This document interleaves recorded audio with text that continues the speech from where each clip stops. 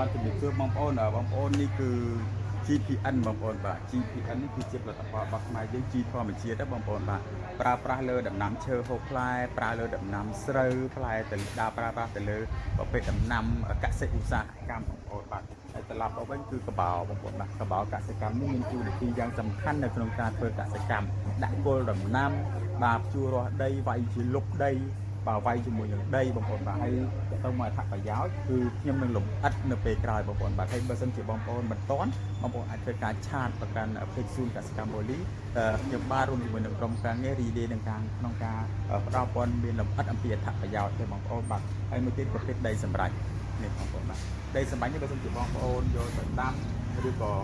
ប្រភេទរុក្ខជាតិលម្អឬមួយក៏ប្រភេទបណ្ដោះកូនដំណាំអាចធ្វើការពិចារណាជាមួយនឹងដីសម្រាប់នេះបានជំរាបជូនបងប្អូនថាទាំង3ផលិតផលនេះដីសម្រាប់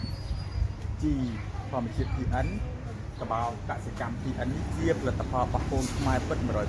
លិតដោយកូនខ្មែរផលិតដោយជនជាតិខ្មែររោងចក្រនៅប្រទេសកម្ពុជាតែម្ដងបងប្អូនណាបាទអញ្ចឹងស្របក្នុងឱកាសនេះយើងរួមគ្នាវគ្គវិការនៅក្នុងការប្រើប្រាស់ផលិតផលនាំចូលជាពិសេសផលិតផលរបស់សៀមអាចធ្វើការពិចារណាជាមួយនឹង3ផលិតផលនេះបាទព្រោះជាផលិតផលរបស់ខ្មែរអញ្ចឹងបងប្អូនហើយយើងក៏រួមគ្នាគាំទ្រផលិតផលខ្មែរដើម្បីបង្កើននូវសេដ្ឋកិច្ចជាតិបងប្អូនហើយក៏យើងនៅតែបន្តវគ្គវិការក្នុងការប្រើប្រាស់ផលិតផលសៀមដូចគ្នាបាទអរគុណច្រើនបងប្អូនបាទជំរាបលាបាទ